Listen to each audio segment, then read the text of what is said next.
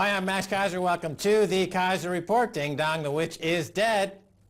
This song has soared to the top of the charts in the UK. Now, is this just the odd manner in which the Druids, that is to say the British people, mourn the passing of their former Prime Minister Queen? Or do they disagree with what David Cameron and the media claim, that Margaret Thatcher saved Britain? Now, to me, I see that Margaret Thatcher, what she did is bequeath to the population a dream much more honest than the American one. She gave them the British dream, a dream that you can all strive to mature before your debt's due. I guess by mature you mean die, Stacy. Yeah, you want to die before your debts catch up to you. That's the only thing. Is like extend and pretend. This is the entire global economy. This is what she bequeathed to the world. And that's what we're seeing. We're trying to outrun these debts. And for this, I wore this Financial Apocalypse t-shirt in honor of her death. And, but I want to look at this other notion that she saved Britain. This is what we hear over and over. She saved Britain from those workers, those strikers, those troublemakers. And look at this chart here. This is North Sea oil production. This is what I think saved Britain. If you could see from the chart, oil production from the North Sea oil came online as she became prime minister and started to continue to climb up through her prime ministership. Right. Well, one chart can really show in context the underlying economic forces that shaped the prime ministerialship. Is that the prime ministerialship of Maggie Thatcher? Because, as you're pointing out here, the economy was driven by oil wealth. Now, very important, I think you're going to get into this a little bit, is that, okay, what happened to that wealth?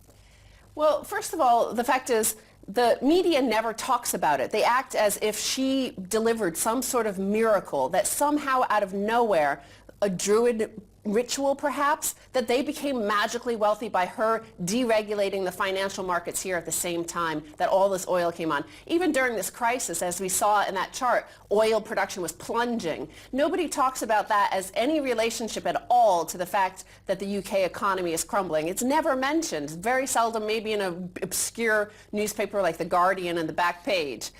So I want to look back to another article from 2008. UK missed chance to build up £450 billion sovereign wealth fund. This is from February 2008, and it's based on a PricewaterhouseCoopers report. They looked at what if the UK had saved some of the money from their North Sea oil.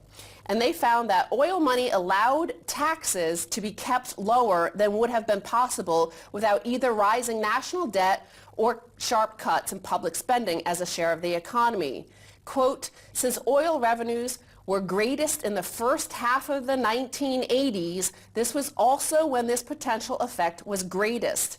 That was a quote from John Hawksworth, the chief economist at PricewaterhouseCoopers. So he's saying it was during the prime ministership of Margaret Thatcher that there was the greatest opportunity to save for the future of the British population. All right, so here you have this queen witch. She steals, let's be honest about it, it's Scottish oil to begin with. It's not even English oil, it's Scottish oil. So she's taking Scottish oil. She's deregulating the city of London so that they can open up those credit markets to lend money into development of the North Sea oil, into the Scottish oil. And she's claiming responsibility for economic growth.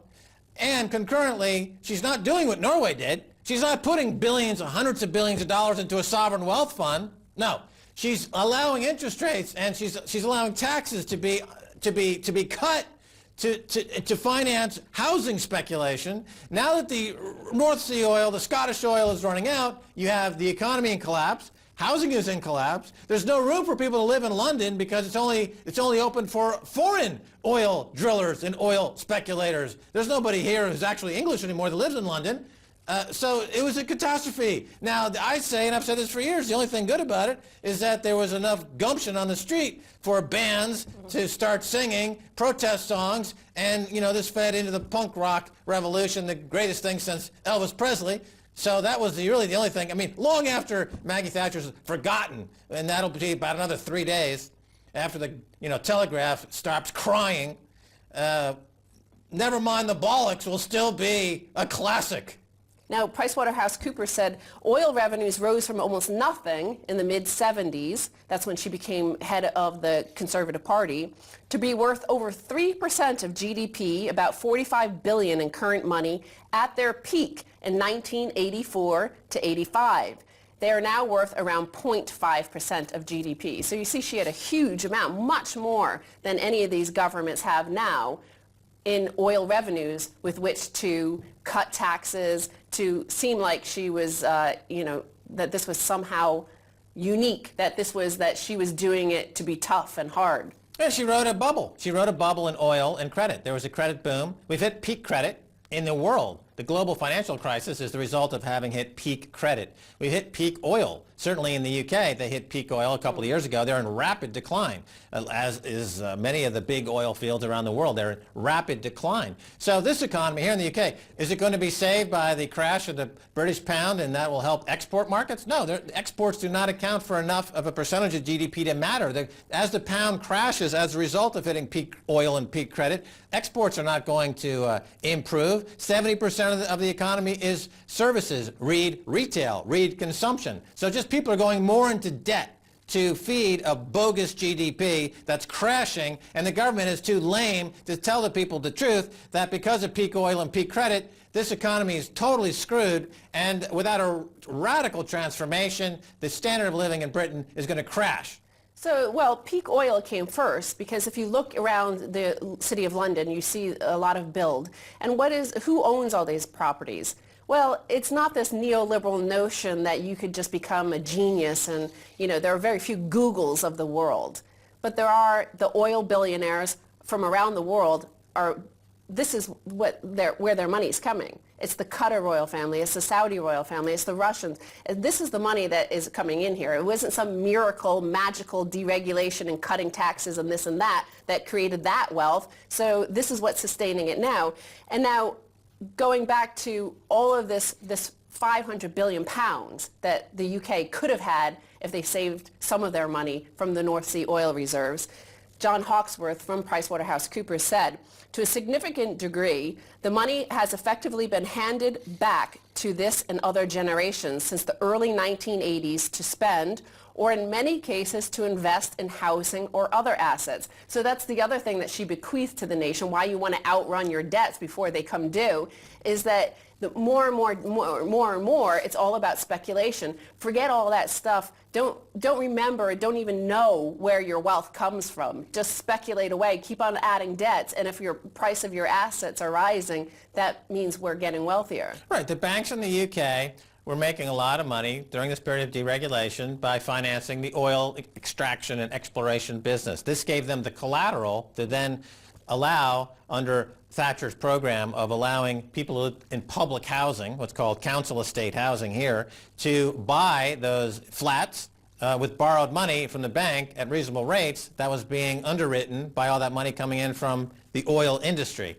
Now, because the oil has run out and because credit is scarce, and no matter what the Bank of England does, we've hit peak credit, now you've got also the problem of having hundreds of thousands of units where people who do honest work, people who do actual stuff that people need to do, they can't afford to live here anymore.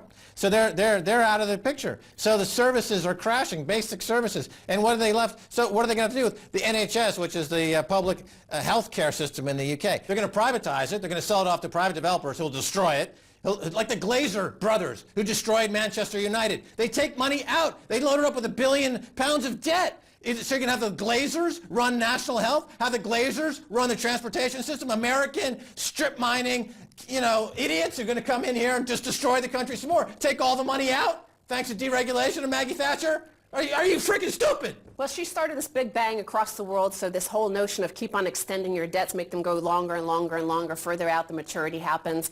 And so let's look at another story in the headlines this week, Just Keep Dancing, introducing the 97-month auto loan. So the average price max of a car in the United States has gone to $31,000, up $3,000 in the past 4 years. But the monthly payments for those loans to buy that car has gone down to $460. Why? Because interest rates have gone down, but also because the maturity is extending over and over and further out into the distance. So in the first quarter of 2012, the average term of a new car note stretched out to 65 months, the longest ever, according to Experian.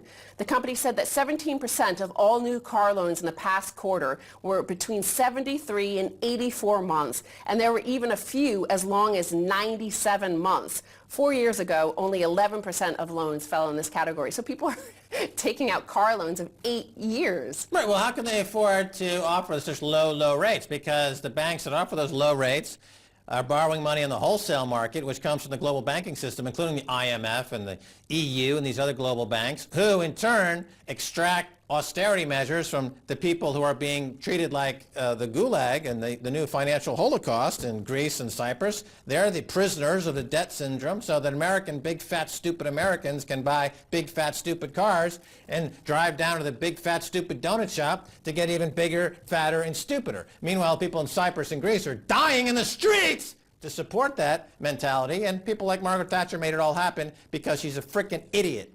Yeah, and they do mention that people are in negative equity, essentially, on their car for a very long time. And you mentioned Europe. So let's finally go to this headline. Portugal considers paying public workers in treasury bills instead of cash. The Portuguese government is considering a plan to pay public workers and pensioners 1 month of their salary in treasury bills rather than cash after a high court ruled out wage cuts. So here you have a situation where, as Zero Hedge says, this plan makes perfect sense because with every central bank openly monetizing its debt, it has effectively made debt and cash equivalent. So this is that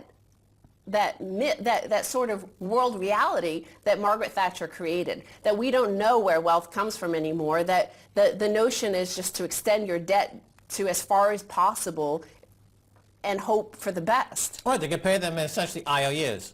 Remember, California paid their workers in IOUs. Now people are being paid in IOUs. A treasury bill is an IOU. It is the definition of monetizing debt. It's what the French happened in France leading up to revolution with the assignat, which was just basically debt-based currency. And of course, after that was the revolution.